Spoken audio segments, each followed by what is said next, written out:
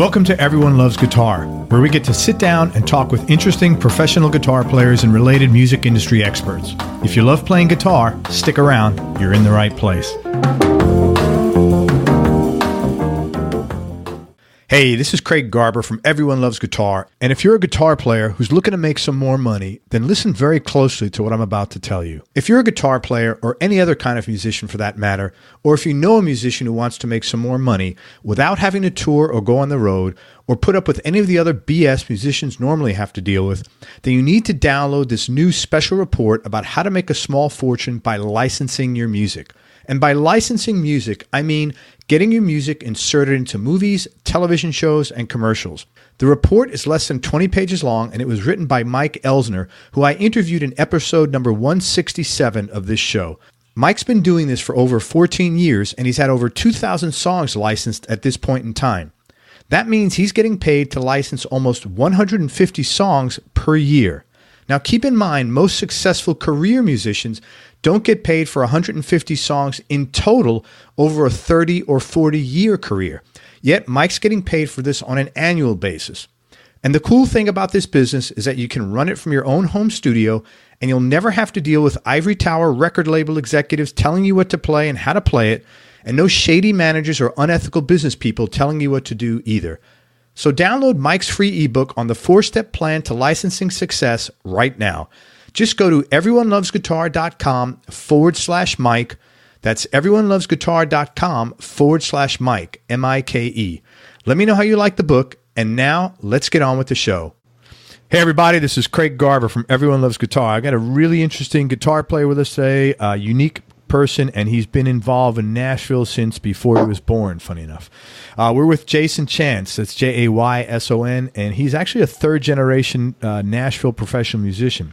His grandfather was Floyd Lightning Chance, and he was a staff bassist at the Grand Ole Opry in the 50s and 60s, and he played on countless recordings as a member of the original A-Team. And I saw on Facebook that bass, I think it was like yesterday, or wasn't it? They had a restored bass. Yeah, that's an older story from a couple of years ago, but it had been destroyed in the 2010 flood that we had in Nashville, and they restored it amazingly. I saw that before. It looked like a truck roll over it, man. I had no hope. I figured it was gone forever, but they did a pretty amazing job. Oh, it was awesome. That was his grandfather again, Floyd Lightning Chance. His grandmother was Helen LaCroix Chance, and she was a session singer and a recording artist who sang on albums with Roy Orbison, Roy Acuff, Jerry Lee Lewis, and numerous others. His dad was Barry Chance, and is your dad still alive? I'm sorry. Yeah. No, okay. His dad was Barry Chance, who's a prominent guitarist who worked with Barefoot Jerry, Jimmy Buffett, Marty Stewart, George Jones, Joe Stampley, and others. Since the early 2000s, Jayson served as a guitarist, vocalist, and in some cases a music director, and he's recorded or toured with Gretchen Wilson, Ty Herndon, Bobby Pinson, Tracy Lawrence, Lee Greenwood, Carolyn Dawn Johnson, Jamie O'Neill. He's done a lot of work with Colt Ford. He's also appeared in music videos for Gretchen Wilson and Colt Ford. He's been on The Today Show, The Tonight Show with Leno, the American Music Awards, the ACM Awards, the CMA Awards, the Grand Ole Opry, as well as other shows. He's the primary record producer for Colt Ford in Country Is, As Country Does, Chicken and Biscuits, and Every Chance I Get, the latter two having been certified Billboard Top 10 Country Album Releases. That's pretty impressive in today's day and age where no one buys anything. True. Very impressive, man, actually. And he also does session work and freelance production work at numerous recording studios and live venues around Nashville, and he's a genuine, sincere guy, man. So this is going to be a good conversation. Thanks for coming on the show, man. I really appreciate your time. Very glad to be here. Man, so growing up steeped in music in Nashville, was it sort of like a given that you're going to go into the family business, or, did you have other things and then came back? Surprisingly not. I was never... There's never anything that was expected. I didn't have T-ball dad syndrome, those types of things. I like that. It was more, I was a normal kid. And in fact, when we moved, my mom and stepdad, my stepdad was from Georgia. We moved to Georgia when I was a kid. And in fifth grade, I was a band kid. I played trumpet and was really way into that. really all through middle school and high school and even into college. And but guitar was something, and as far as like, commercial music, it was always there, but I didn't really get serious about it until I was probably a teenager. So yeah, and I've tried to sort of take the same approach with my own kids. I don't, I let them figure it out. If they want to play music, if they want to do that, if they want to do something else, that's fine too. And that's sort of how it was with me. I was never, it was never any kind of expectations. I didn't know how it would turn out. So, but it just sort of followed its own natural course, I guess. How did it swing all of a sudden over to where you said, well, because it went from almost like, you're playing trumpet, you're a band geek one day, and then here you are. Well, I would say that probably puberty and hormones had a lot to do with it. Suddenly it's like, ooh, I like girls. What can girls? Yeah, guitar will get some girls, So that there was certainly an element of that. That I guess when I was about 12 is when I started taking guitar seriously, and it was sort of my side thing. I started playing in little bands, high school, and with my buddies in high school, doing talent shows and things like that. And just really got into it as I think I realized in college that I was a multi-instrumentalist in college, and the direction was pulling. I was much more interested at some point in doing that than pursuing the trumpet thing, because I was mainly doing like symphony stuff. I was never really a jazzer. So really the only direction for me to go with that would have been either like into symphony work or like maybe being a band director or something like that. And at that point I was pretty heavily steeped in guitar, and with the lineage that I have, it just sort of made sense to sort of, follow the path that was right in front of me. Where'd you go to school? Where'd you go to college? I went to two places. I started at Georgia State University in Atlanta. I actually went to high school in Atlanta, where my mom and stepdad still live, as a matter of fact. And then I transferred to a small school called Clayton State that was close to my high school. I was sort of homebodied and liked hanging out with my friends and didn't really want to go off to school. And about halfway through college, though, I got the itch. I was a music performance guy, and I was already playing gigs for money and teaching lessons. Like, what do I need a degree for? So I'm going to go back and finish it at some point, but I didn't finish. Yeah, I don't know. I think, to be honest with you, there's so many opportunities I went to college and I was actually a CPA, believe it or not. But today, I don't know that if you're a hustler, there's nothing you can't learn through self-study. I mean, literally nothing, so I don't know that it's the, what it was, even when I was a kid. I think like if you're a hustler, you don't need it. You just need experience, and there's so many ways to get experience at almost anything nowadays, Sure, it's like that with any craft. I mean, there's hands-on work is every bit as valid as classwork is, So I don't officially have a college degree, but I probably have. I'd like to think I at least have a master's degree in like playing guitar for a living. Yeah. Have you ever gone on a job for like music and they said, requirements, 4-year college degree? Right. It doesn't exist, it just doesn't exist. So you were just sitting around and you kind of made an assessment basically that, I don't need to keep doing this. Was it then you said, let me move to Nashville? Well, I had always been here a lot. I was sort of back and forth. All of my family's here in Nashville, and like I said, I did have the Atlanta tie and spent a big chunk of my childhood there. But I knew that I would end up back here. I always kind of wanted to be. But I got some cool experiences there as well. My stepdad was actually in the business as well, and as was his cousin. I have an older cousin who's a guitar builder in Atlanta. He's done a lot of work with Zach Brown and several other, Jimmy Herring, several other time guitar players. And so I sort of, and they were all rock guys. They sort of came up in that Macon, Georgia, Allman Brothers, Marshall Tucker, Capricorn Records kind of scene. And so my stepdad was a road crew guy. He worked with Earth, Wind and Fire for several years when I was a kid. Worked with Foreigner. So when I was little, I was going to Earth, Wind and Fire shows backstage, and Foreigner and Rush even. That's really cool. Pictures tour. So I sort of had a pretty big array of things I was exposed to from my Atlanta roots as well as what I had here in Nashville. So then you said, okay, well, I'm back and forth. Let me move to Nashville full time and see what I can make a go of it there musically. Yeah. And to be honest, I have to say that certainly career stuff was a factor, but if I'm being like completely blunt about it, it was more about like, this is just where I'm from. It was just about being close to family and I just felt more comfortable here. It just happened to be in a major hub for music, with some family ties to the business, obviously. But I would say it was more about just being where I felt more was home than just strictly career minded. But that certainly played in. I mean, there was a sort of when I was younger and lived in Atlanta and was playing with working bands around town, there was sort of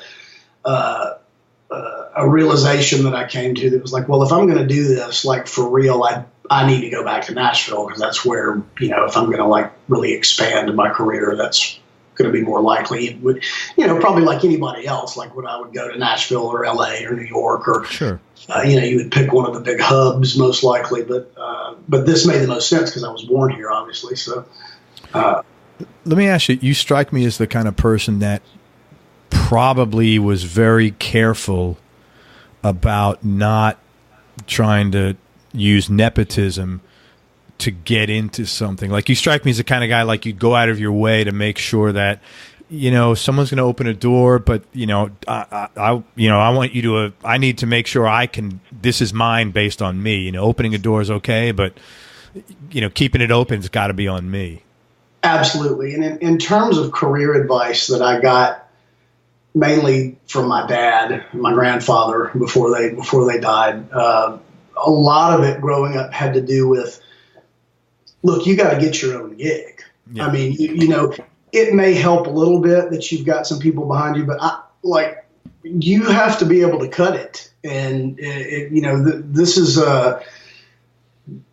most folks know that Nashville, like any other big music town, it can be very cutthroat, and that that nostalgic part of your background might get you your foot in a door somewhere here and there. It may make a few people a little more open to what you have to say or what you're doing. But if you can't do it yourself, if you can't actually cut it, that's the most important thing. And the big thing that I was told, though, was I sort of had like humility preached to me from an early going. My grandfather used to say, just remember, when you start feeling really good about yourself in this town, like start feeling really great about the way you play or whatever, there's a guy that lives up the street that not only plays better than you do, but is a nicer guy than you too. so that was sort of the perspective that was banged into my head growing up, and it was really more about like how you treat people. Be good to people, have integrity, those types of things. That was, and that probably leads into exactly what you're talking about. There wasn't there certainly wasn't like a silver spoon, so to speak. Yeah. I'm not saying it didn't have some advantage. It certainly, realistically does. Sure. Especially knowing the landscape of the town and it actually being home and not feeling like I'm a million miles from home. I just moved here, with a dream and a prayer, kind of thing. But those things were, I think, the biggest benefits I got was just being from here, being comfortable with where I was going and not feeling so isolated, and having family here and support, that I didn't have to feel like I was just on an island. Yeah, that's what I meant. You come across as someone who is like far from, doesn't have any sense of entitlement at all, which is, gosh, no. Yeah, that won't get you far. No, it really doesn't. In anything, man, in anything. Okay, so you've done a lot of work with Colt Ford. I was curious how you got that gig, and do you have any cool or funny stories from that experience that you can share? I have a lot of funny stories that I'm not sure exactly would be. Well, that's why I say what you could share. I don't want any gossip kind of stuff, but you know what I'm looking for. That's a great question. It's a really interesting connection that was made there. I will be like completely blunt in saying when Colt first came to town, we're talking about at the very ground level. Those guys, the guys that he was involved with at his record label, he was part owner of, they were totally like incredibly strong at like ground level, old school, like on the ground, grassroots type marketing and promotion.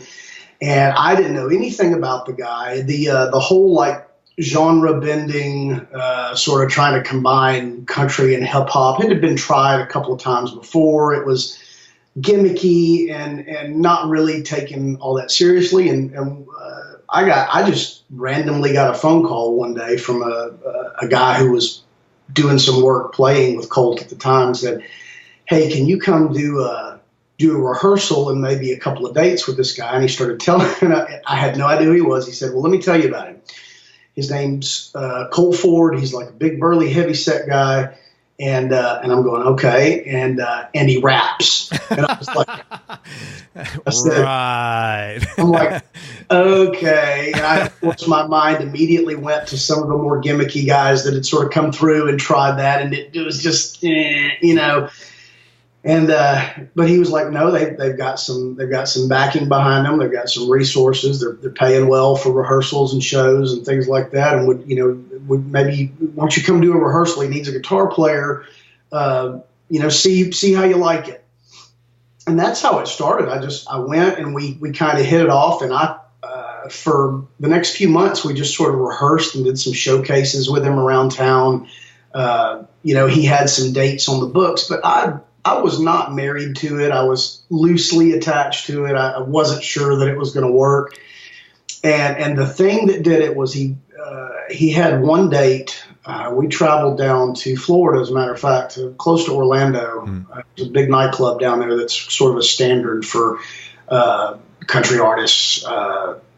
It's in Sanford. I know what you're talking about. I can't think of the name of it. I'm drawing like the Barn, maybe? The Barn?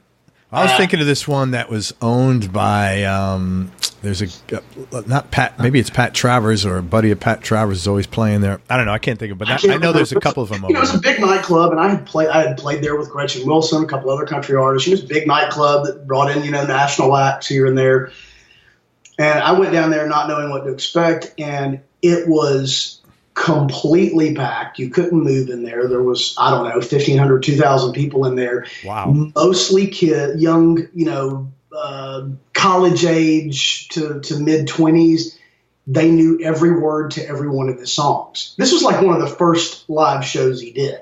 Wow. And I immediately realized at that show, I was like, whoa, they're on to something. I mean, this is not just some little gimmick. Like, these kids like this stuff. And he's an unlikely looking guy. Well, he was a pro golfer. Right. He had been a pro golfer, and he had done some some nationwide tour events, a couple of little minor PGA things, and was like known for being a golf pro. But he had always like kind of rapped, and he'd been sort of involved in. Ironically enough, he was an Atlanta, Athens, Georgia guy. Had been involved with like Jermaine Dupri back in the early '90s. Criss Cross, remember that group, Criss Cross? Yeah, I do. He was involved. Two young kids. Yeah, there's two young kids. And so he had some talent. In fact, the story I had heard was that they were trying to do a deal with him in the early '90s with Jermaine Dupri, but it was right at the end of the fallout over like Vanilla Ice, and nobody wanted a white rapper. And little they know Eminem would come along and redefine the whole thing. But so it wasn't like he was just some guy that decided one day I'm going to rap, even though I've been a golfer. But he had always done it, and he always liked country music growing up in Georgia and being a really grounded, great guy. Good parents, good stock, and so we just sort of clicked. And early on when it started going, we just sort of built it up, and eventually had two buses, had a crew bus and a band bus, and we're out with doing a Hank Jr. tour with Hank Jr. and Jamie Johnson, and we were doing. He shared management with Jason Aldean. We did a ton of shows with Aldean when that was blowing up, and then of course Jason ended up recording Dirt Road Anthem, which sort of that Colt had written with Brantley Gilbert, and that sort of helped Colt tremendously. That was a huge hit for Jason. So it just grew, and it was a fun thing. We turned it into sort of and he's still out there doing it. It was kind of like not that unsimilar from like a Kid Rock type That's of what I was thinking. Thing. We had a really kick-ass band, great players. It was a fun player gig. I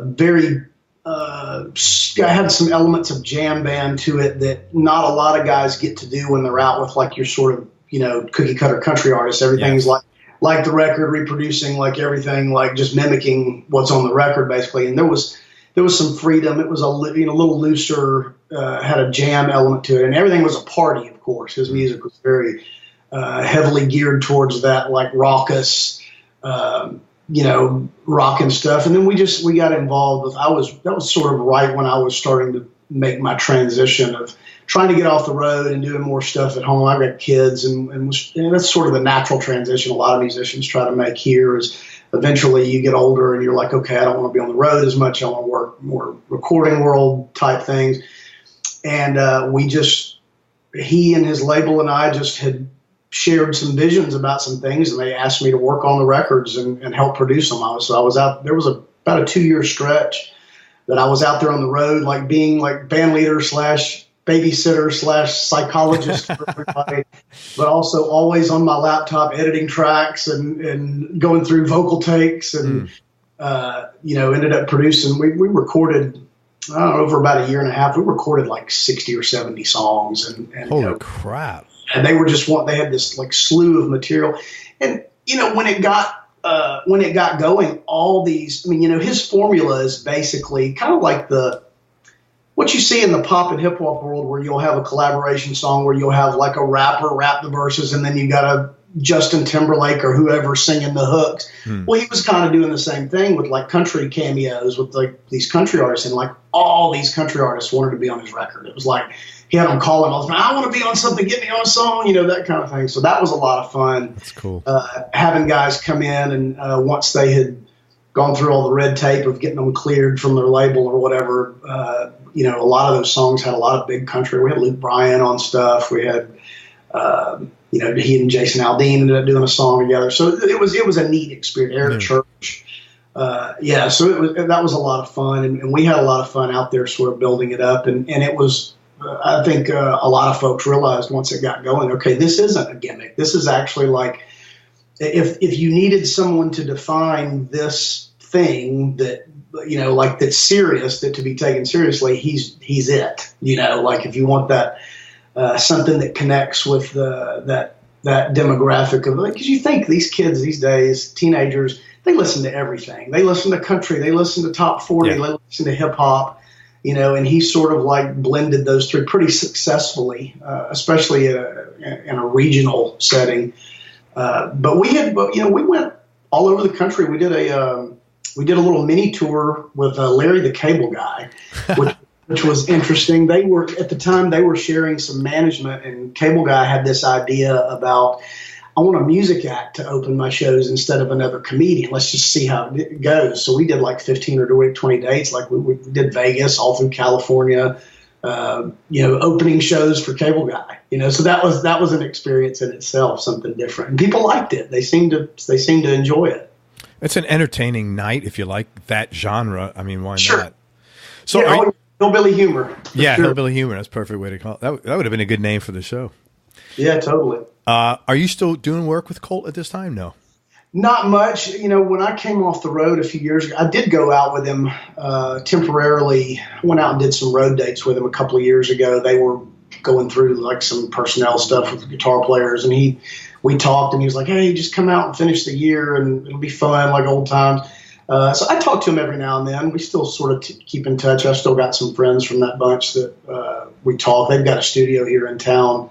The label does now that I've talked to a couple of guys about doing some work over there. So yeah, it's still, we're still friendly. I'm just in freelance mode these days. I'm doing, whatever else is going on. I don't really have I don't have anything I'm specifically tied to, I guess is the easiest way to put it. It sounds like, though, you got a lot of really relevant experience that paid off for you in spades. I think so. I like to think so. Yeah. Well, I mean, you're doing 60 tracks, mixing, recording, and producing. That's not like 3 tracks. That's a lot of music that you're going through there and putting together. It was a lot, and the big challenge, and he and I have this discussion a lot, is trying to keep things fresh and recording things that are different and because he's not really, he writes a little bit, but he's not like a heavy songwriter. So a lot of stuff we were getting was outside stuff from good big writers in town, publishing companies were sending things for us to listen to. And, because that formula that he's using is cool, but if you're just doing the same thing on every song, it will eventually burn out. So we were all, we just sort of together grew with that, and we're like trying to think outside of the box on a lot of stuff. There's some stuff on those records I'm pretty proud of, because they were songs that were different and nobody was recording, and that had been pitched to country artists, and I said, what if you did this, and what if we did this, made sort of a hip hop type version of this, that kind of thing. It might be cool. So that was a neat experience. I learned a lot about hip hop that I didn't know, and they had some hip hop guys from Atlanta that worked on those projects as well, especially with some of the programming and adding loops and things like that I picked up on. And I picked up on some vocal production stuff with recording rappers. I didn't know anything about that stuff. Sure. I don't know, put a mic in front of them and record. It's not like something intricate as trying to record, Martina McBride or something, but in my own admitted ignorance, no, there are nuances. There are like getting better takes and better deliveries and getting rhymes to flow better. So there is an art to it as well. It was a neat experience to learn about. It also sounds like you guys approach this like a career and not like a fad. And I would imagine that had a lot to do with the depth and sustainability of it. No, and one thing about Colt, who he was extremely, and still is, as far as I know, extremely dedicated to that, to being an artist, and this is not a gimmick. This is my music. He always thought of it that way, that this was his music. This was not something that we're just going to like ride the coattails of for 2 or 3 years and see how much money we can make and then go right off into the sunset. Now, he's still doing it. He's very dedicated. He loves touring. He still does a ton of dates a year. He's got a band out there. They're working a ton. And, and I'm glad for him. He's a good guy, great guy. Like I said, his family, they're all good people. So I was glad to see him rise to the levels of success that he did.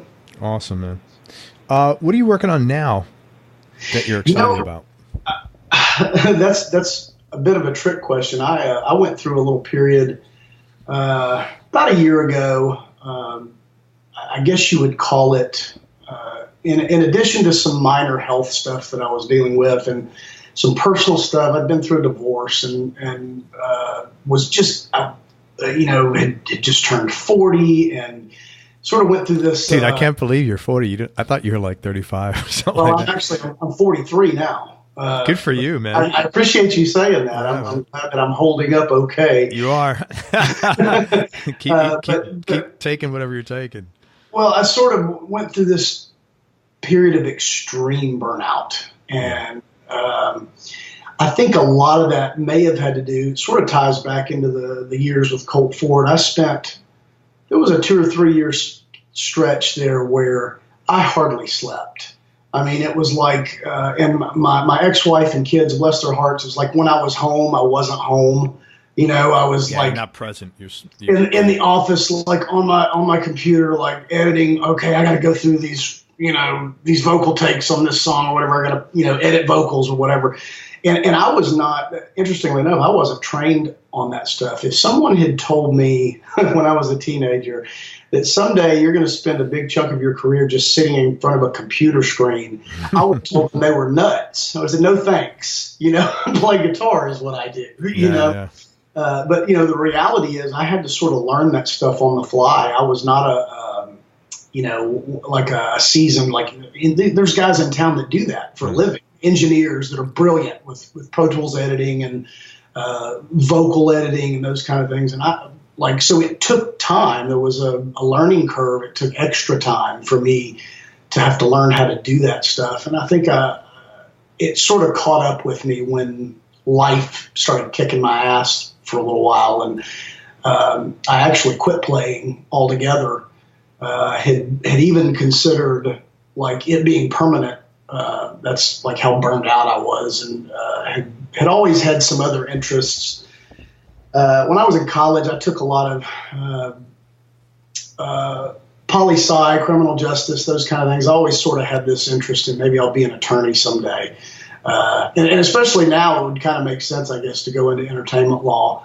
Well, yeah, especially you coming out of that business. Right. And I was really thinking about going back to law school. In fact, there's someone here in town who I admire tremendously, a terrific session bass player here in town. Allison Presswood. Yeah. She's one of my heroes. And she has an amazing law practice as well. She's one of the most talented human beings I've ever been around. Yeah, she's sure. It's sort of an inspiration, like, well, maybe I could do something like that. You know, what's wrong with doing both? But nothing.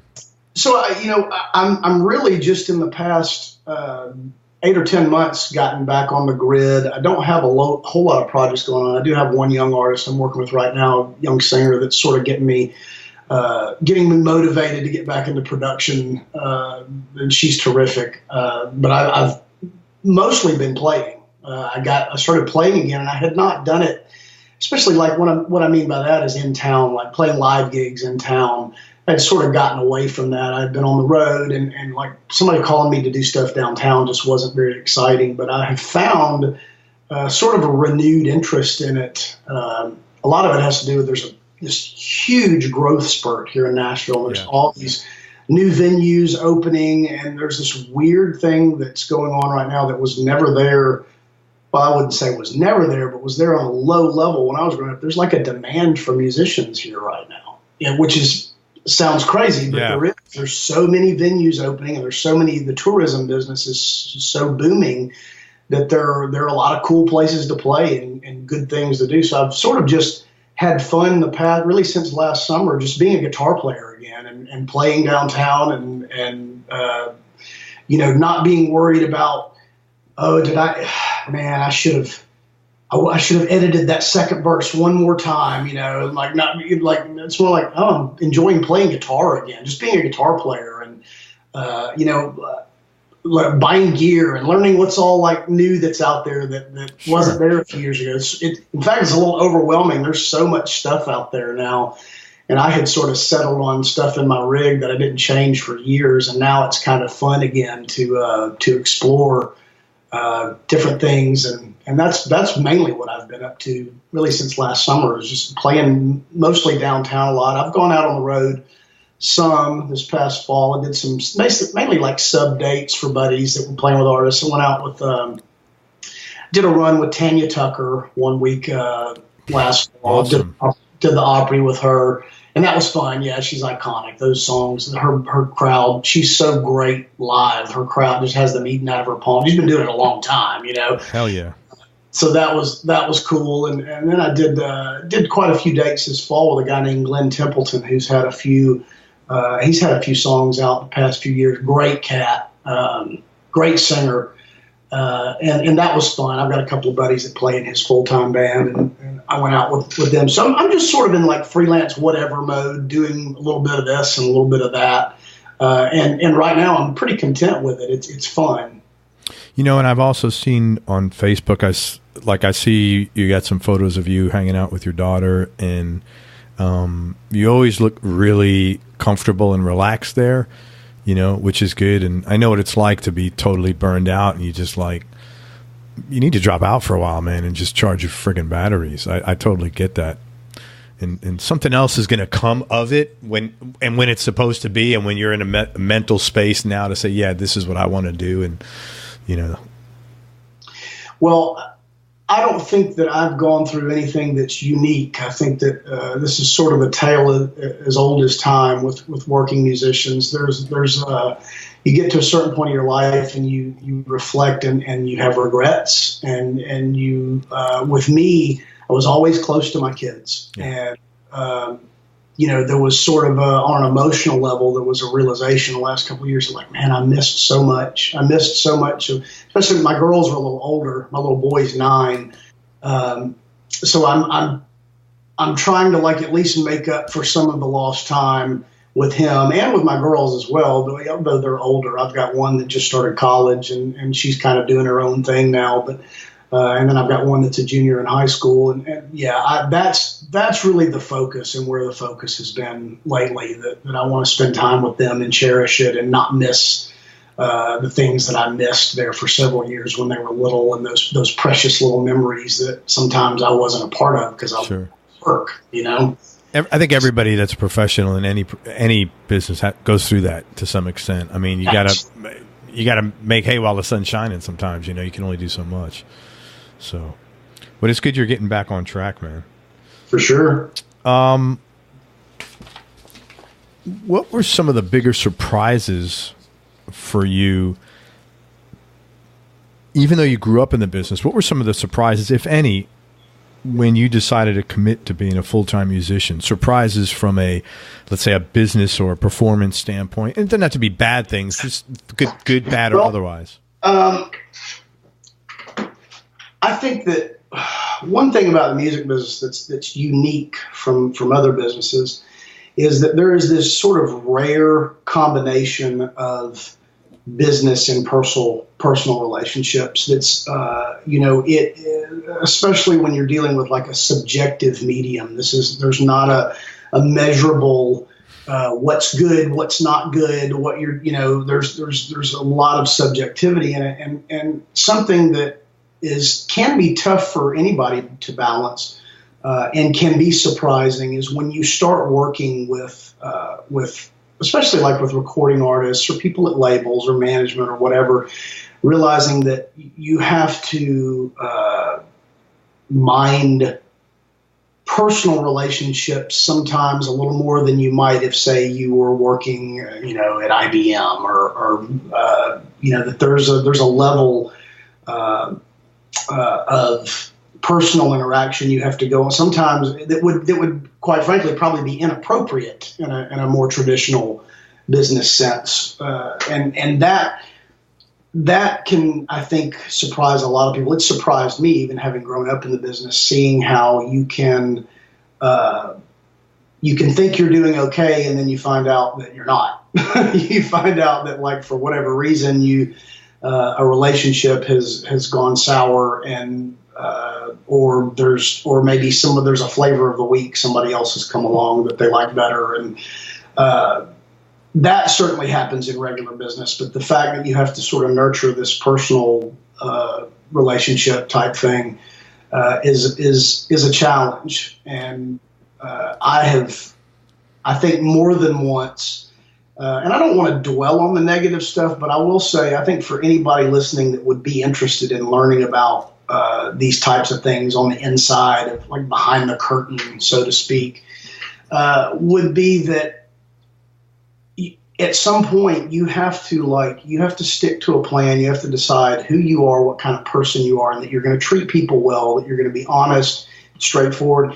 Then you have to let the chips fall where they may, because there's going to be times that are going to come along where, for whatever reason, you may work with an artist you hear it all the time. You've got recording artists that have been on the road and they've had a touring band for years and years, and then they just up and fire the whole band, because somebody gets in their ear and tells them that, like, oh, you need younger guys, or you need guys that do this or whatever.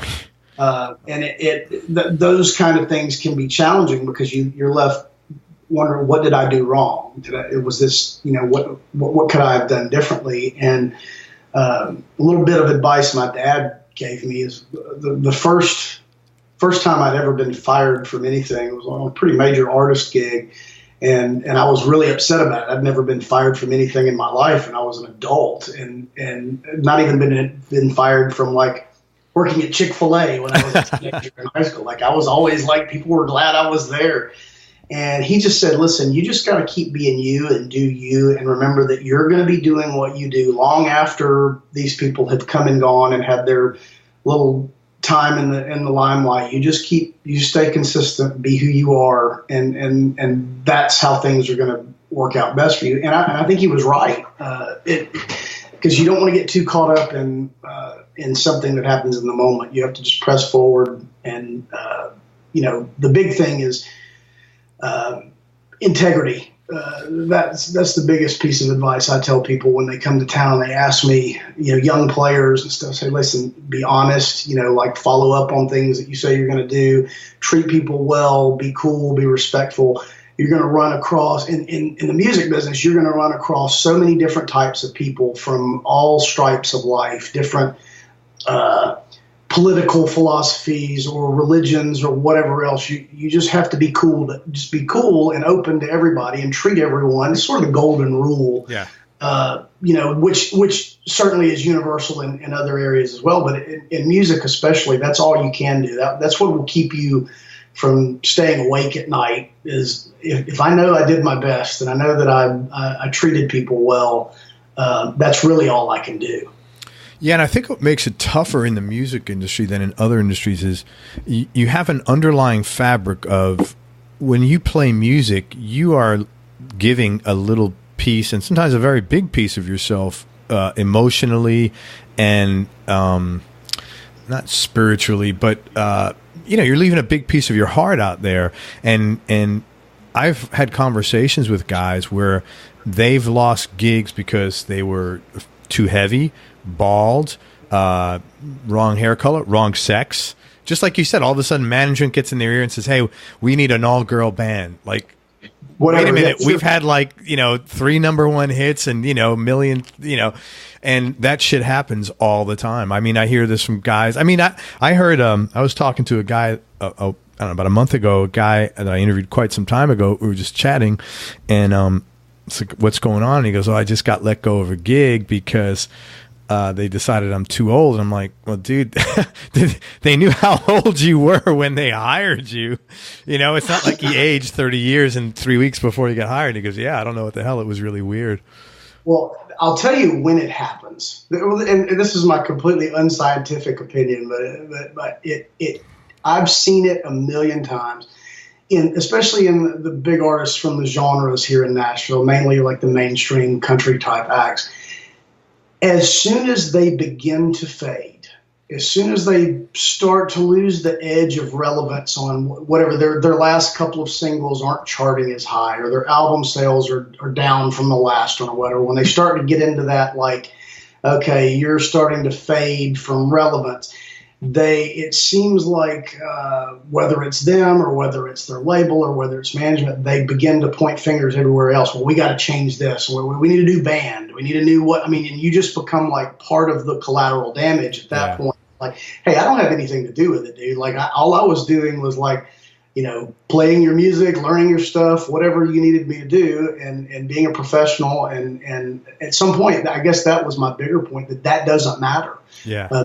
Things that are going to be out of your hands sometimes, and you have to learn to accept that. Like, all I have to do is say, did I do everything in my power to do to make a situation work, to make a contribution. Especially when it comes like when you're depending on, paying your mortgage and feeding your kids and things like that, and you just have to assume that it will work out as long as I keep being that. I can't get too hung up on this person, now someone. You can't get too hung up on other people's decision making, because you'll be like a chameleon. Like every week you'll be changing your whatever what it is that you do that makes you you. Well, and to be honest, there is a school of thought that I could never ascribe to, and I think I come by this honest. My dad was the same way. My grandfather was the same way. I am not by nature an ass kisser. I'm not somebody that is going to be, we have a term a buddy of mine coined, it's like a butt snorkeler. Not one of those guys that's going to be like running around like the old cartoon with the little dog and the big dog, like, what are we doing now, Spike? That kind of thing. No, I'm going to be a professional. I'm going to be cool. I'm going to like do what you ask me to do, whatever that is. But I'm not going to like, tell you what a genius you are all the time. And that human nature dictates that because I've seen it with several artists that I've worked with them at the beginning before they were big, and then later on once they were big, human nature says you're going to buy into your press a little bit. You're like the voices around you are going to start, and I get that. But when it gets to the point where people are disposable because they're not feeding your ego, I'm fine with it. Yeah, okay, right. I'm out. You know, right. like, and I've even made the distinction that like the reason that they love me in the beginning is the reason they hate me at the end. The reason at the beginning is because I'm level. I just am always telling them. I don't tell them what they want to hear. They ask my opinion on something. This is what I could give you a million examples of an artist saying to me something along the lines of, what do you think about this set list? What if we did this song here or moving this, whatever? And I would say, well, I don't know. I don't think that really works. We've tried that. And we should drop this song from the set list. They never react to it, that kind of thing. And at the beginning, that's why they love you. Like, oh, cool. But at the end, it's like, well, I wanted to do this. Like, well, okay, that's fine. It's your gig. You can do it. But I'm just telling you, they don't give a damn about it. That's a very insightful statement, what you just said. The reason they love you in the beginning is the reason why they dislike you in the end. That's a very good statement. I like that, man. Very good shit. That may be, I don't know what the exact correlation is, but it could be because I was around celebrities pretty often. And really saw them just as people, especially when you're a kid. They're just people. There were people that, whether it was going to the studio, my grandfather was, he did on the NBC affiliate here in town. He did the morning show for about 10 years in the 80s, where he was like an MC and music director on the morning news show. And, and they'd have musical guests, and I was around all kinds of people that were like iconic. And I just sort of was raised as seeing these people as people, as normal, fallible. Which is what they are. Which is what they are. Newsflash, right? I don't care how many Grammys you've won or how many albums you've sold.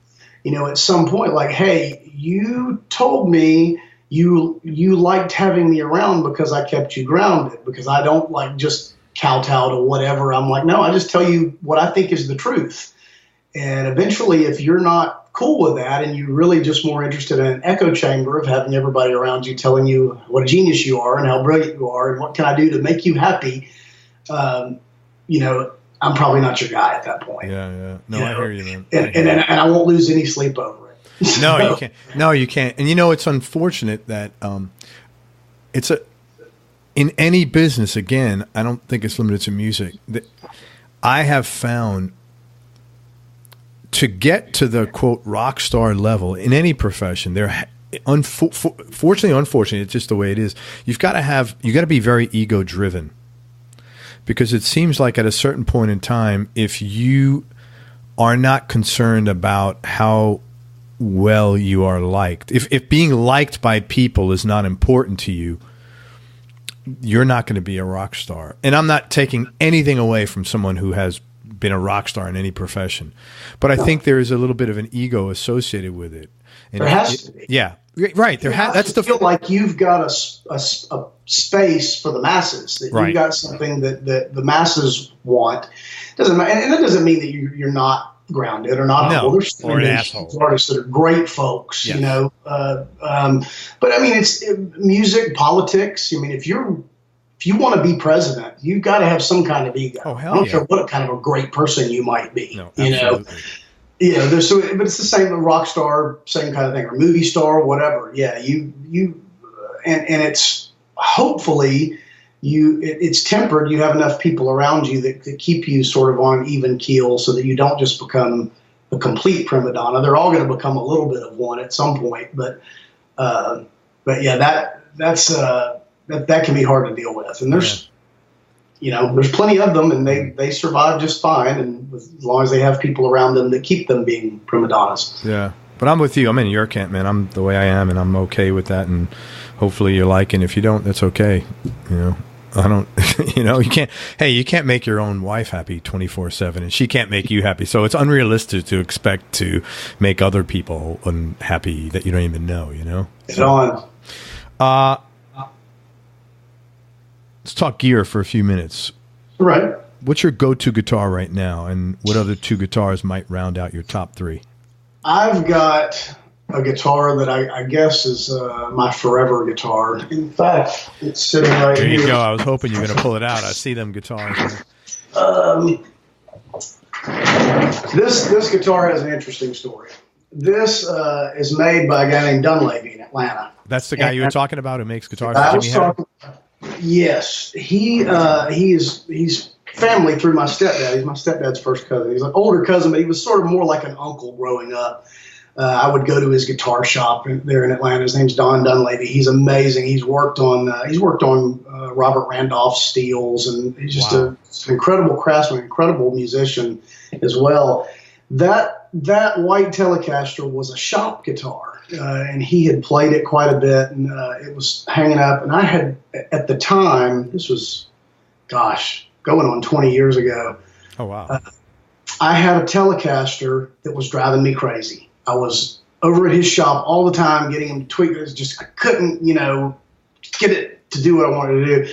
And he can be a little curmudgeonly. And I think I was in his shop third or fourth time trying to get him to tweak this thing. He was like, I got a telly over there that shit's all over this one.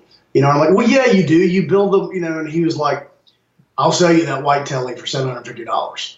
So, this is a guy that builds custom guitar, high-end custom guitar. Waiting list, people. He's never advertised online. He's always swamped because he's just old school, word of mouth. I've been in his shop and somebody's called him wanting him to build a guitar, and they'd be like, "Yeah, okay, yeah, call me back in 6 months." Click, like that kind of thing. But he had this guitar, and I was like, "Okay, I'll take it." Yeah, $750. Holy smokes. Yeah, and it's It was a body that he had built, and the neck was one that he had restored, I think, off of a 68 or a 69 telly. He had redone the radius, and it was just this comfortable old guitar. I've taken that thing and beat the crap out of it all over the world, literally. And I've taken if you go in Blackbird Studios here in Nashville, the owner, that's John McBride and Martina McBride's husband. He's kind of like a vintage gear nut. Bit of a broker. He's got vintage guitars just hanging on the walls when you walk through the studio. You just pull them off the wall and play them.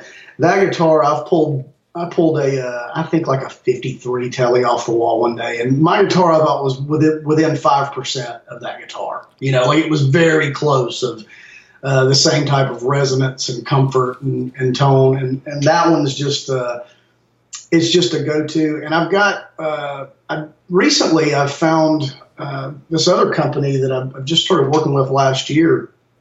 They have a pretty plain name. There's a JHS company calls them Vintage Series, and they're incredibly cool and shockingly good guitars for the money. Like somebody has found a good formula for like building, an overseas guitar, but like got the right mojo to them, and I've been playing those guitars for the past few months, play them live, and that's the great thing about them. They play great. You pull them right off the shelf and take them to a gig. You don't have to do a bunch of tweaks to them. You don't have to, you can leave them completely stock. Everything is works as is, and if it gets run over by a bus or if somebody steals it or whatever, you just go get another one. Yeah. So I think they're like that Strat that I've got. It's like the Clapton Blackie kind of thing. I've been playing it heavily too, and it plays like an old Strat. It's crazy. And I think you can get them for about $500. You know who plays those? Michael Spriggs? Michael is one of my favorite people in the world. He loves those, man. He loves them. He and I, we're on the same page. He loves those guitars, man. They're just called JHS Vintage. Yeah, vintage. Yeah, just on the headstock. It's just this is the this one has got the this is an Icon series. Vintage Icon series, and it's like you can see it looks like it looks nice. Looks like the Clapton Blackie. It's got the same wear out pattern and everything, and it's just an incredibly cool guitar for not very much money. So I've been playing those heavily lately. I'm in love with them. I'm going to get a couple more. They've got a really cool 335 that's just crazy good. For the price, especially. Where are those made? Are they in Indonesia or? When I talked to Rick Taylor, who's the rep that reps them, I believe he told me they just moved to a new plant. I think they're in China now. They were, I think, in Vietnam is where they were making them. And I think they've got a new plant in China. But yeah, they're Asian guitars, but they've got good hardware. and good electronics, and they're using good woods, and it's like, I don't know, I would imagine they're probably, if you had to like point to what they're competing with, like they're probably competing with like, Mexican standard Fenders. Yeah. And that's good. Way better instruments, in my opinion. I mean, like what you can buy a Mexican Strat, you can play 20 of them, and you might find one you like, but then you're going to go change the pickups, and you're going to change the, these guitars, you can just take them and play them, and they've got the Wilkinson tremolo on them, and a proprietary pickup in them that they developed that you plug it in, and wow, that sounds like a Strat. I don't have to do anything to it if I don't want to. Now I have tweaked that one a bit because just to make it more personal, everybody does that, but nothing was necessary. It was all just more like making little comfort tweaks. I've got a little wider nut put on it because I like string spacing a little wider than standard, and just little stuff like that. But yeah, they're really good guitars. I've been playing those pretty heavily lately. And they make I saw Mike Spriggs he had two of them. They had I don't know if they make anymore. Les Paul Junior model. Yeah, they've got a Junior. All of their Les Pauls are killer. There's a guy named Shane Racky here in town that runs British Audio as a music store, and that's the dealer for the vintage instruments here. Okay. He's always got a ton of them in stock, and he's got a Les Paul. He's got their Les Paul model. When I went by the shop when I picked that Strat up and played his Les Paul, and was like, damn, this there is no Epiphone on the planet that plays like this does. This it just feels like an old Les Paul. It's just crazy how close they've got them. Just modern technology and building techniques. They've sort of finally found that economy formula for making a good instrument, which is cool. It's good for working players, and there's a ton of guys here in town using them, especially on tour and stuff, because they're reliable and they sound great. And like I said, they're disposable. That's what my dad used to call these kind of guitars. They're disposable. If it catches on fire, you're all right. Just go get another one. That's awesome. And so you got the Dunleavy Telly, the JHS Vintage Strat, and what would be your number 3? If there is one. I don't know that there is one. Those two guitars are pretty much all I've been playing lately. I've had tons of guitars through the years. I'm probably going to, like I said, I'm going to probably pick up one of those 335 styles from Vintage pretty soon. Probably one of their Les Pauls as well. I'll probably end up having one of all of them because they're so cheap. Yeah. I've used that Strat on sessions, and it sounds like a Strat. There's no I have no shame about it at all. It records just fine. So yeah, Spriggs said the same thing. I mean, he was as enthusiastic as you are about it. Yeah, it's like the most exciting, quote unquote, cheap gear I've run across in a long time. Usually those kind of guitars, they're they're okay, whatever. But these, as soon as I played them, I was like, wow, okay, they've got it. They've got it figured out. And those Wilkinson Trems out of the UK, they're very good. Yeah, for sure. Yeah, that's very cool.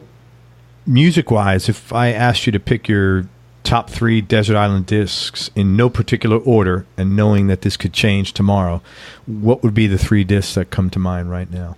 See, I'm sounding old and I'm saying disc. So a disc for you millennials. No, go ahead.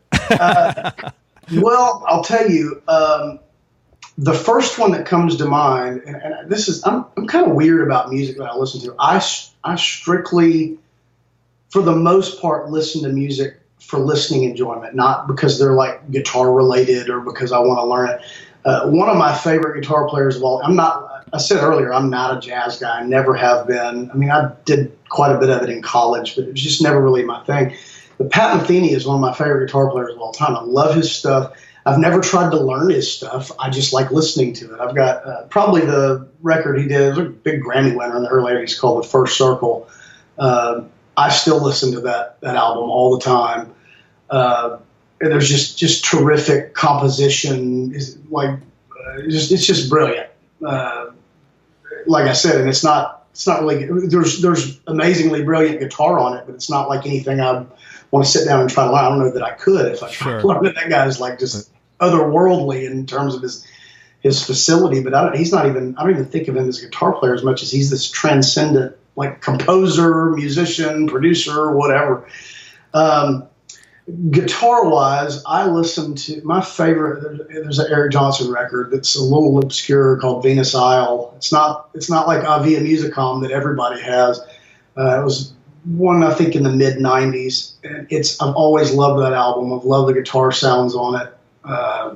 It's another thing that I've not really sat down and tried to learn the stuff on it. It's like Eric Johnson at his virtuosic best. It's kind of hard to learn Eric Johnson. It's hard to learn that stuff, but just for months. ear candy. Yeah. And then probably my third one would be Earth, Wind and Fire's Greatest Hits. Probably my favorite group of all time, and the horn influence is there as well from having been a horn player, and both of my daughters are trumpet players, and they both band kids. You know, my little boy's 9, and he's already talking about he wants to play trumpet in school band. So that sort of horn background comes in, and plus from having been around those guys as a kid, that's just always been my favorite band. In fact, I took my kids to see them last summer. I found out last minute that they were going to be here in Nashville doing a free outdoor thing for a TV recording with CMT Crossroads. You ever seen that show? It's where they get like they'll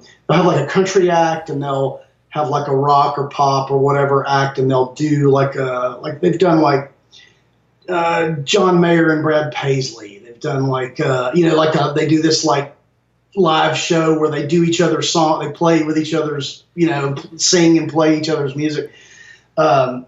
It's really cool. There's been a ton of them. They've had some really good mixes on that show through the years. Who was Earth, Wind and Fire on the bill with? Well, when I first heard they were doing one of these CMT Crossroads shows, I thought, there's not any of these country bands that can play that stuff. Like, which artists are they doing this with?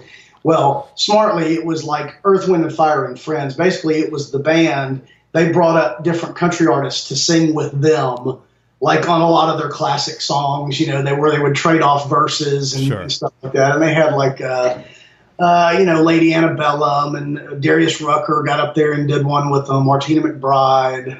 There were, they had like, it was sort of an also Rascal Flatts, it was more of like these country artists singing with Earth, Wind and Fire type deal. But I took my kids loved it. I mean, they still like, there's only got 2 or 3 of the original members, but the younger guys and gals that are in the group, they're still carrying on that big, amazing show band, the amazing arrangements, this big sound.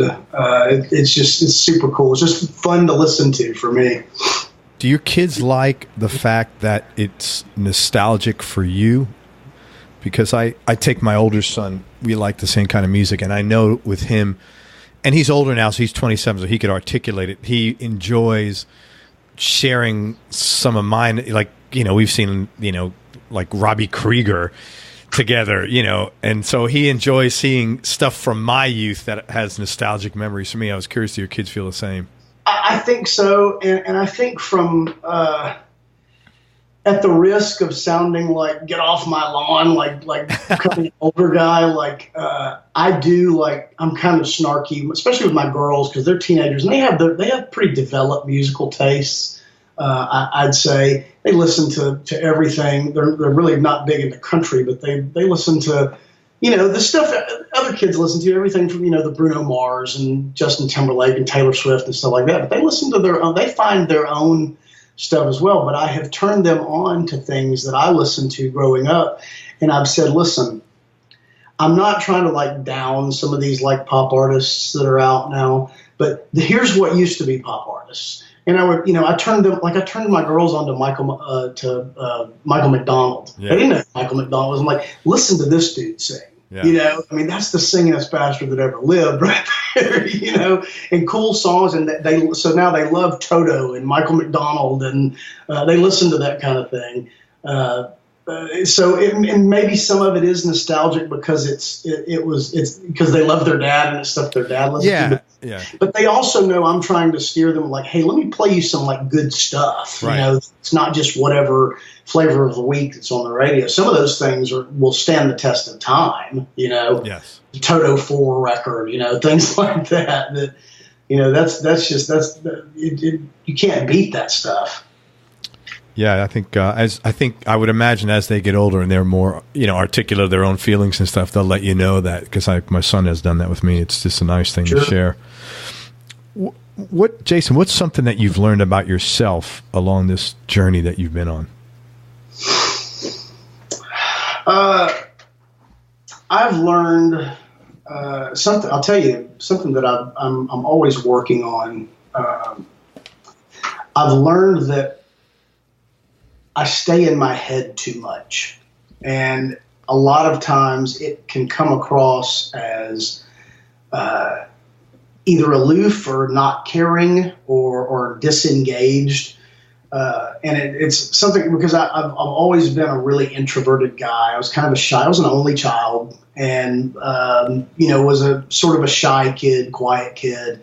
I was perfectly content to play with my toys all by myself, kind of thing. And so a lot of times I'll have something figured out in my head, but maybe I haven't communicated it as well to a loved one or to somebody I'm working with. And I'm like, and then they ask me questions, and I'm going like, wait a second, I thought I explained that. No, you really didn't. Oh, I guess I did in my head.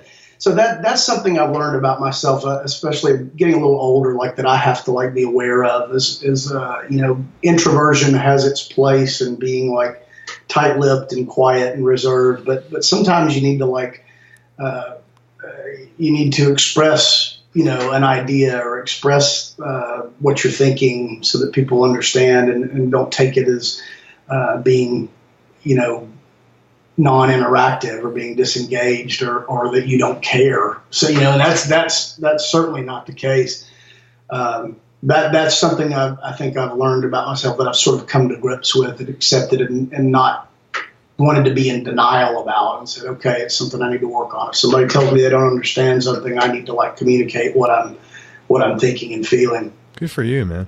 I'll tell you, it's always interesting because 25% of the people that I talk with say they're shy just after they got finished spilling the beans about, and I'm always amazed. I'm like, wow, you don't seem shy at all, but everybody has their own, these interviews, it's kind of I call it insular intimacy. It's like when you sit next to somebody on the plane. Sure. And you tell them your whole thing. It's safe, happy. You're all in a good with them.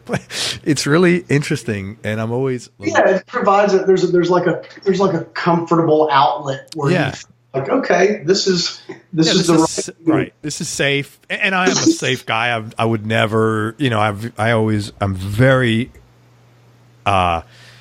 grateful is not the right word, but grateful but respectful that people feel comfortable enough to share all this stuff with me. Privileged to be, if I'm probably honest. I mean, I think it's a kind of a special thing that people feel that comfortable. But I would have never thought you were shy.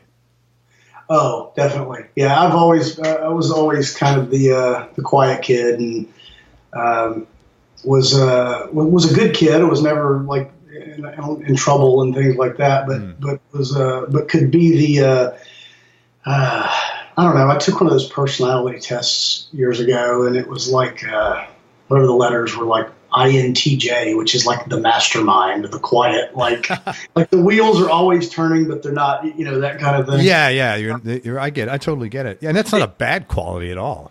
Right. It's just like having blue eyes or brown. I mean, it is sure. what it is. It's not interesting because generally, I think most folks that know me would agree that I'm generally more of a listener. I'm more of an observer and pretty calculated. Try to think 4, 5, 6 steps ahead. Before making big decisions and trying to figure out. It's sort of life is a game of chess almost. Sure. But that's what I mean. Those are things that I'm trying to get better at because you can get too trapped inside of your head especially if you're sort of predisposed to that type of internalizing how you interact with folks and your ideas and your goals. There's a happy balance there somewhere of having a healthy level of getting that stuff out. Sure. And so like you said, I mean, this type of a platform that you have here for a guy like me that's like just, you know, I'm a guitar player and you know, I've had some interesting career experiences and this feels like the right appropriate place to talk about them for sure. So, well, in that case, got a cool thing going on for sure. Well, thanks, man. I thank you in that case because you've been so direct. Every time I've spoken to him, like, okay, this guy's like, I don't have to like drag shit out of him. He's like extremely direct. You know, it's like boom. It's been perfect. He's so super easy talking with you, man. And I don't know if maybe we answered this question. Tell me something about yourself people would either be surprised to hear or might find a little odd. Oh, there's probably plenty they would find odd. I'm with you on that, buddy. Yeah, I mean,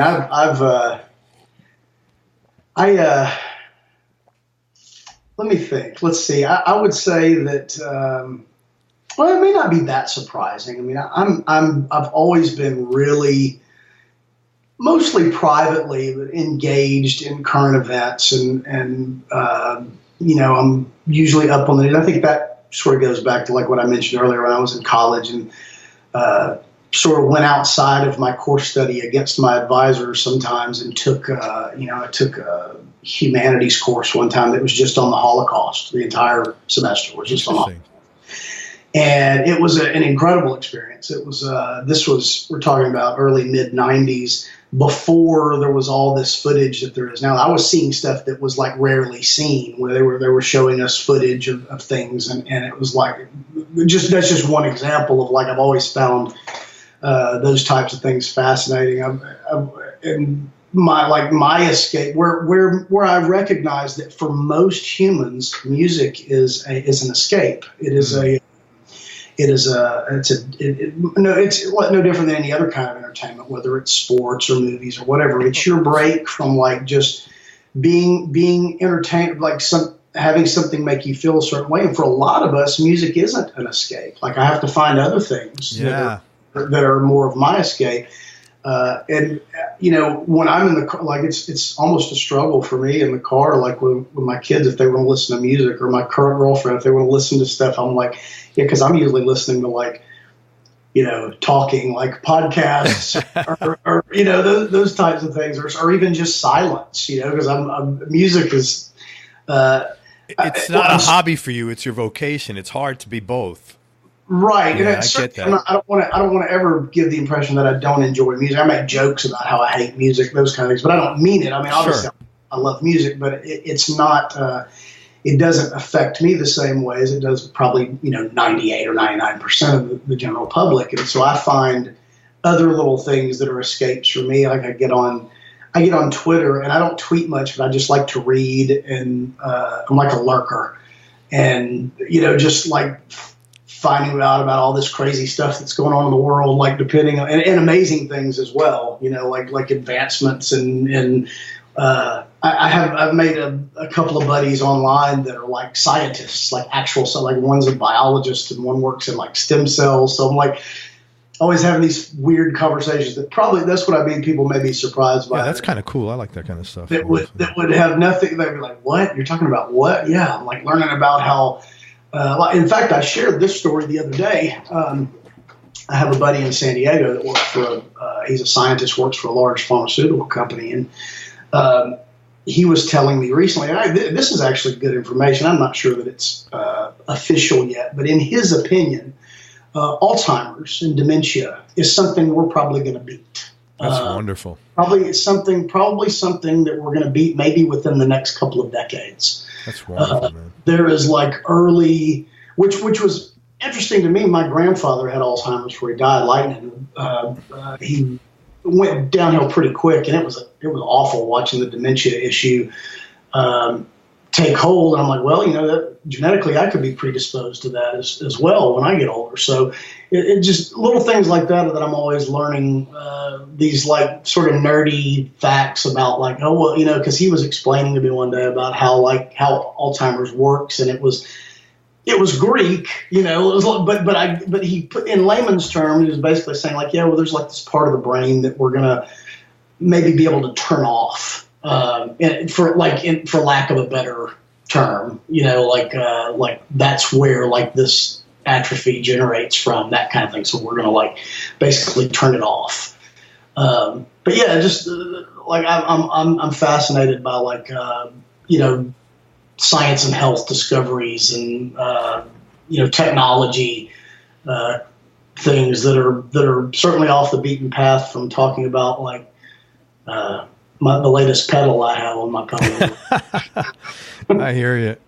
You ever read casting their politics aside, you should maybe check out the New York Times on Tuesday. They have a special science issue. They have some pretty cutting edge stuff there about everything that you just mentioned, especially medical technology. I do follow a few of those types of guys. I've seen New York Times stuff before. Like on Twitter, I read a lot of those. I've gone down the rabbit hole. I've had people close to me catch me reading medical journals and stuff. Because I'm like, this is great. This is that's great. It's something it's interesting and different. And when you especially when you see how it may affect you. This may be something that will affect me. Maybe this will be helpful for me. Sure. Or for my children or whatever, It's just something different. It's expands your mind, it's like anything else that expands your mind. And then I'm a huge sports fan too. I'm a homer, I'm major Tennessee Titans guy. And of course the Predators hockey team's on fire right now. So that's kind of a big thing right now. Everybody's crazy over the Predators. So that's an escape too. I'm a bit of a sports nut with the local teams. You take your kids to sports games or follow anything with them? Yeah, they're not big into sports. None of them. Even my little boy, he's not really big into it either. But I've offered, and we'll probably go to a Titans game this fall. They would like to go, but that's mainly been just more my thing. Cool. I'm going to ask you two more questions, man. Number one, toughest decision you ever had to make, or the hardest thing you had to do? Oh, let me limit it to this. I'll tell you professionally, it's an easy answer. Sure. Right after I came off the road with Colt Ford, and I was exhausted, and I was fully committed to making a transition into just being an in-town guy and only going out on the road for sub stuff, occasional things here and there. I got a call from an artist who was blowing wide open at the time and who happened to be a personal friend who I had played gigs with around town forever. And if there was ever a perfect gig for me, it would have been that one. This is a personal friend. We've before they were anything, when they just had day jobs and hung out at each other's house, that type of situation. And I had to say no, even though this particular artist was on fire, the newest hot thing, and had several hits in a row. But I looked at the schedule and I thought about it and anguished over it for about 3 days. This is the worst time in the world. I'm dedicating, trying to stay at home and spend more time with my family and really work on transitioning into more of the recording world and playing locally and here, of all times for this to happen. It was definitely that's the hardest professional decision I've ever. Well, I give you a lot of credit for making that tough decision, because it would have been real easy for you to say, you know what, I guess it's just not my time to do that. And I think for many people, taking care of ourselves is often the toughest thing to do. And I give you credit for taking care of yourself and ultimately taking care of your family, or your perception of what you needed to do to take care of your family. So, honestly, man, kudos to you for doing that. That's really well. I appreciate that. I felt like ostensibly it was an easy choice. But personally, it was internally, it was a struggle. Because, of course. Well, plus you felt like you were letting this guy down or gal down, whoever it was. And not only that, but like a legitimate further source of income for however long, ride this thing out, whatever. But I looked at it as depending on how big this gets, this is going to put me basically right back what I was just doing for the last however many years. Or worse. that much further along of like being away from home and not being able to work on the things that I want to work on, the long-term goal, economically would have made sense, sure. But from the long-term, the big picture, I just couldn't do it, you know? Yeah, you only have one life, too, you know. And I've realized I'm older than you, and I'm not necessarily smarter, but for sure. But, you know, I know for me, I know that if something's supposed to happen, it'll happen. But if it happens with discomfort, you know, that's different from the discomfort of, well, I'm afraid of doing this and this is a new challenge, but I'll do it anyway. You know, if something family-wise or situation-wise just doesn't feel right, man, just, you know, I've learned that it's best not to do it. Sort of like, this is my latest little personal philosophy, and I share this with my kids and a lot of people, but in life, regardless of where you're at in life, oftentimes, I mean, this is old proverbs here. Like the easy path is not the right one. You know, the right path is most often the hardest one. Yes, it's the one that's the most difficult decisions, the most effort, the most sacrifice, whatever is often the toughest. In that case, in my case, the easy path would have been like, oh well, yeah, I'm going to go do this. Duh. You know, this is like a perfect dream touring gig opportunity. I've got like a personal friend that's blowing up, you know. Sure. But like I said, in the big picture, no, the hard decision was I can't do it because I miss my kids. I'm tired of missing things, and my long-term goals, those were never my long-term goals. Being on the road all the time, you know. Even I remember. When I first started playing guitar in my early teens, when people would ask me, what do you want to do as a guitar player? We're talking about the late 80s, early 90s. I never wanted to be a rock star. I talked about wanting to do like what Steve Lukather does, or like a studio guy. Yeah. You know, that was like, I was always into like, no, I just want to like have a normal life and retain some level of anonymity. And I mean, you could be the biggest top call session musician here in Nashville, and you can go to the grocery store. Nobody knows who you are. Yeah. You know? I mean, cool. There's something great about that. Hell yeah. You know, unless, you know, your local town, maybe a few people know who you are or whatever, but, and I've always sort of preferred it that way in my personal dealings. Most people don't know what I do for a living unless they ask, or like my ex-wife would always tell them, like the ladies at my kids' school, you know, they all knew. They'd always want to know what was going on and where was I going and, you know, who was I playing with now, and that, which is fine. I'm not opposed to talking about it. For the most part, I'm perfectly fine with, you know, the local businesses I do business with. They don't have to know what I do for a living. I just want to be a person. I just want to be Jayson when I come in there, you know. So I totally get it. Well, plus the other way to look at it is too, there's no way in hell you'll sit back 5 years from now and say, man, I really wish I took that gig instead of spending time with my kids. But with 100% certainty, you would look back and say, man, I really wish I had to spend time with my kids. Absolutely. So, it does not matter the amount of money that could have been made, right, of endorsements or whatever. It would not have been worth it. I made the right call. There's no doubt in my mind about that. For me, the right call for me was certainly to not do that. Good, man. That's good. I'm really happy for you. That was a tough decision. I'm glad you made it. All right, man. Last question. What's been the biggest change in your personality, Jayson, over the last 10 years? And how much of that change has been deliberate and how much was just a part of aging? To be honest, that's a pretty tough question. I feel like for the most part, I'm kind of who I've always been. Subtle changes. I'm always trying to improve, like most people. You get older, you want to improve. It sort of ties into what we talked about earlier, you know, like being a better communicator. That's something that I think is improving. I think that's a positive change, and I'd like to think I'm getting better at.